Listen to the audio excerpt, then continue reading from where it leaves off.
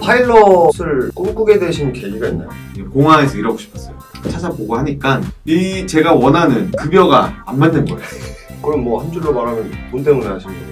어떻게 보면 그렇죠. 어떻게 보면. 네. 가장 중요한 얘기인데 평균적으로 얼마나 벌어요? 이제 처음 회사 들어가고 교육받을 때 한 그럼 완전히. 여러분 안녕하세요. 돈벌이 연구소의 김용호입니다. 오늘은 제가 파일럿, 비행 조종사 분을 모시고 직업 소개 컨텐츠를 한번 진행해 보려고 합니다. 자기소개 한번 부탁드리겠습니다. 네, 안녕하세요. 저는 현재 국내 LCC에서 근무 중인 조종사고요. 현재는 지금 일한 지 한 4년차, 5년차 정도 됐고 코로나 때문에 항공업계가 안 좋아가지고 비행도 많이 없고 그래서 이제 뭐 놀러 왔어요. 네, 도와주러 나왔습니다. 네, 놀러 왔습니다. 박수! 네.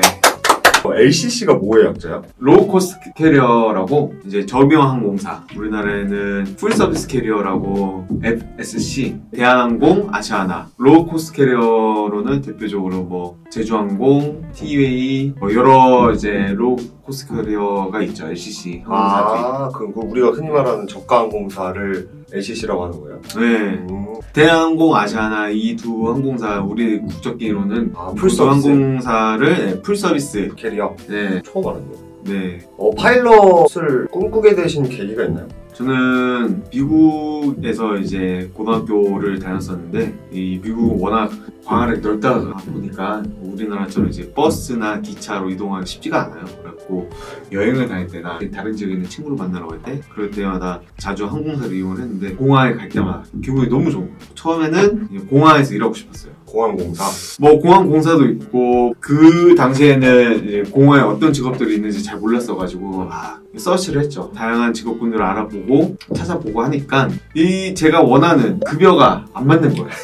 그때 당시에 이제 쿤투자로 해가지고 이제 유학을 갔는데 이 생각했던 인컴이 이 갭이 좀 커가지고 야 이러면 안 되겠다, 이렇게 해가지고는 먹고 살기 힘들겠다 해가지고 또 다른 직업들이 어떤 게 있을까 하고 조종사라는 직업을 찾게 됐죠. 학교 선생님과 친구들이나 아니면 인터넷에서 찾아봐가지고 아예 한국 미국에 있는 항공대학교로 이제 진학을 했습니다. 그럼 뭐 한 줄로 말하면 돈 때문에 하신 거예요? 어떻게 보면 그렇죠. 어떻게 보면. 네. 그러면 유학생활이 엄청나게 길기도 했고 항공대학교를 진학하는데도 사실은 뭐 비용도 비용이고 엄청난 그 노력이 많이 들어가잖아요. 근데 파일럿이 될 수 있는 길이 꼭 그 항공학과를 나와서 하는 방법밖에 없나요? 아니에요. 예전에는 사람들이 이제 한국 기준으로는 공군사관학교 아니면은 항공대 아니면 한서대 이렇게 크게 학교를 가느냐 아니면 군대를 가느냐 이렇게 예전에는 그 두 가지 대표적으로 크게 두 가지가 있었는데 항공업계가 이제 팽창을 하면서 수요도 생기고 여러 다양한 방법으로 이제 뽑는 기회가 생겼었죠. 이제 대한항공이 예전에 추진했었던 제주 비행교육원이라는 게 있었고 거기가 약간 이 파일럿 양성학교 같은 건가요?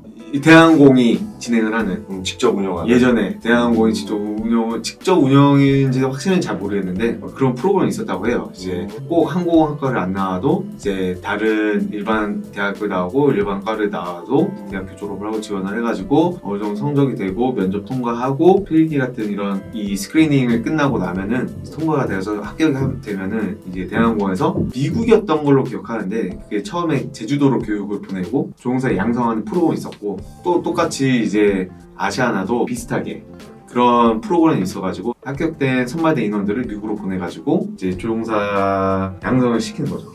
10몇 년 전부터는 이제 새로운 LCC들이 많이 생겨나면서 더 많은 조종사가 필요했어가지고 문턱이 좀 낮아지기도 했고 미국에서 항공 학원 같은 데에서도 배우고 오신 분들도 굉장히 많아요. 오, 신기하네. 네, 따로 개인적으로 이제 학원 같은 데 가서 이제 비행을 배워가지고 자격증을 취득하고 한국으로 와서 면접전을 하고 어느 정도 회사가 요구하는 이 요구 조건 이상인 사람들이 지원을 해서 취업이 되면 일을 하는 거죠. 그러면 본인은 이제 학교를 통해서 그거를 하셨잖아요. 네. 이게 과정이 어떻게 되는 거예요? 그냥 정말 일반 전문대나 그 4년제 학교처럼 전공 수업을 듣고 자격증 시험을 보면 자격증이 나오는 건가요? 제가 다녔던 학교를 기준으로 하면은 저희 학교 1학년부터 비행을 시켰어요. 이제 학교 교양 수업이나 전공 수업이나 일단 따로 듣고 비행은 또 따로 이제 교육을 받아가지고 비행 수업이 있는 거예요? 비행 수업이 따로 있고 직접 몰아요? 그럼? 직접 몰고 조그만한 이제 훈련용 비행기라고 있어요. 그 비행기를 이제 몰아서 훈련을 하고 자격증 취득을 하고 이 학교에서 짜여진 커리큘럼대로 진행을 하면은 회사들이 요구하는 자격증을 다 취득을 합니다. 취득을 해가지고 한국에 와서 이제 저는 미국에서 취득을 했으니까 한국 자격증으로 전환을 해야죠. 전환을 하고 난 뒤에 그 다음에 입사를 했죠. 아 그러면은 그때 한참 취준 공부할 때가 그 한국 자격증을 전환하려고 한 거예요? 그렇죠. 그럼 시험을 한 번 더 봐야 되는 거구나. 이 간단한 시험들을 보면은 이 사람이 진짜 이 미국에서 자격증을 땄는지 그런 것도 확인하고 전환 교육을 조금 받고. 그 과정이 얼마나 걸렸죠? 몇 년 걸리신 거죠?